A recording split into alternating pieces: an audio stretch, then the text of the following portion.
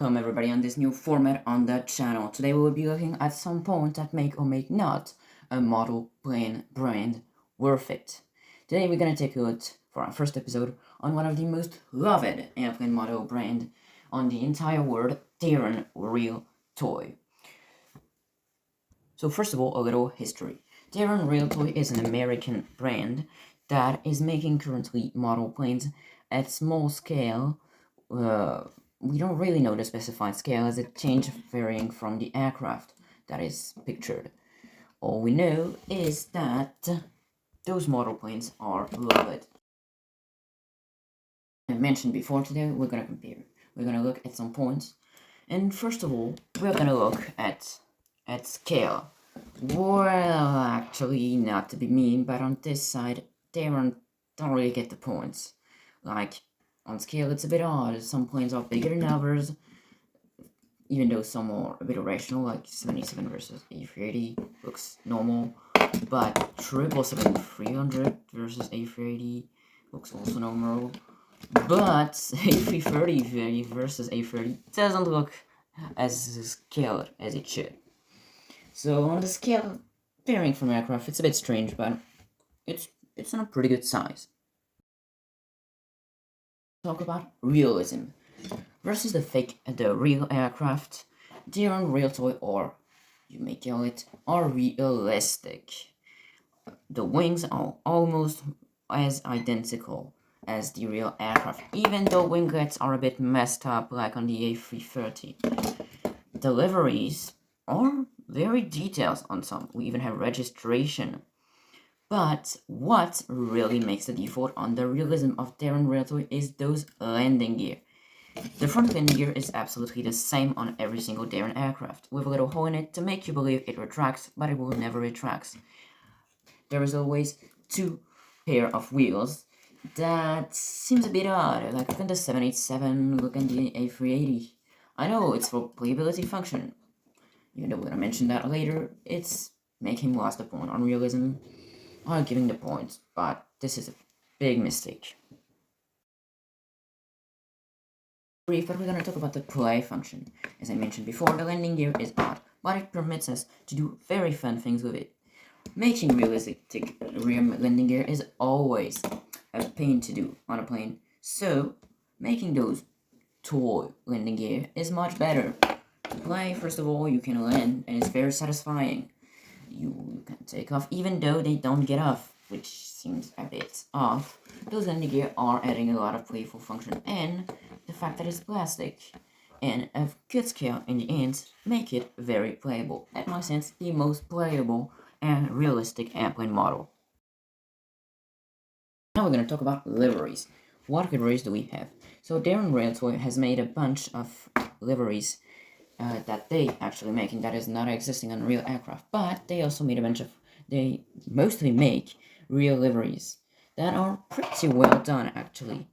When it's painted, of course, it is absolutely beautiful, but I find it painted only on the European version that has those little sign on it, so version edited by Socatic, the French or Belgian, I think, editor of Daron Realtoy.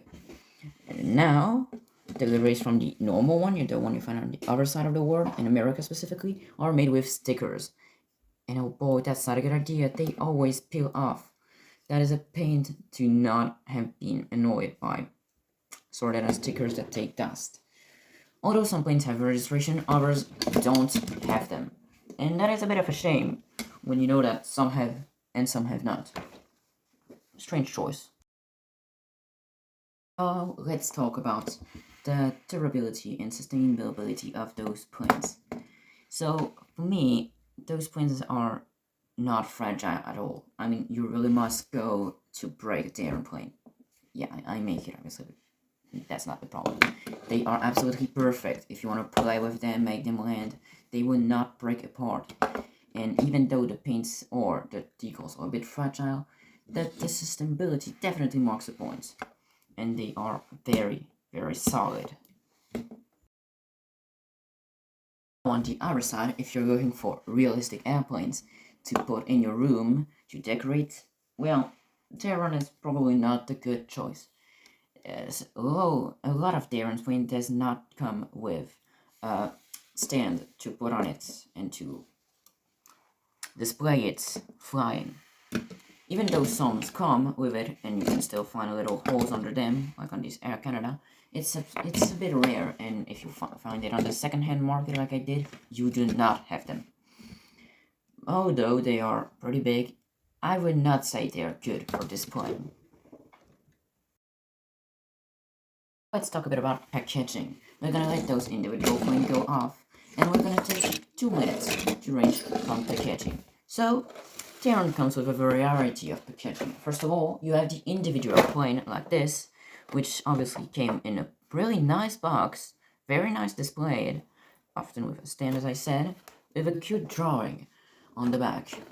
And they are attached. Actually, the individual packaging is very good. But we also have airport playsets. For instance, you have the little airport playset like this one, which come with the plane, some strange signs like buckle up, plane ahead, cones that are 100 times bigger than the airplane engines, and sometimes airport signs that actually from some come from your airport. I noticed it on my Air France A380 playset that it is written CDG. I don't really know MB, but because it's on my 2 airport playsets, not seem very realistic. And you also have the big airport playsets, not the giant, the big one, with the plane, some signs, a bus like on the other one, another weird sign that I don't understand them, like, why would on an airport would they have that? Those accessories are very weird, and for me, those coins, for instance, are more made for Lego plane scales than for Daron plane scales. And the vehicles that come with them are actually pretty good. They are diecast car, seems classic, but they're actually a bit very solid, and some have cool function, like the catering truck. You have also the stairs truck, and some double-decker bus with actually good liveries on some. Like, this is absolutely beautiful and good models. The packaging is very, very a plus for Daron planes. To finish, we're gonna talk about the things that pain the most. We're gonna talk about price. So, I'm not taking the comparison with price I have in France because they are way too overpriced. Like, for an individual plane like that, it's 20 euros. Even though I bought all those 5 Alitalia's brand new secondhand for only 13 euros. This is absolutely a giant price. But in America, as I look, it's around $10 the individual plane, which is a bit expensive but still good. Around $20 the little play sets, and around $25 to $30 for the big playset.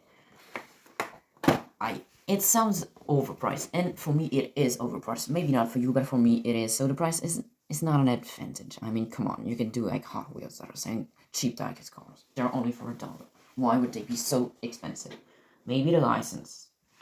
Even though the real brand, like for instance, this is a 777, there is no where written on the box that is coming from Boeing. And it's the same on every single plane. You want an Alitalia A330? Well, you can only guess it on visuals, because it's written nowhere.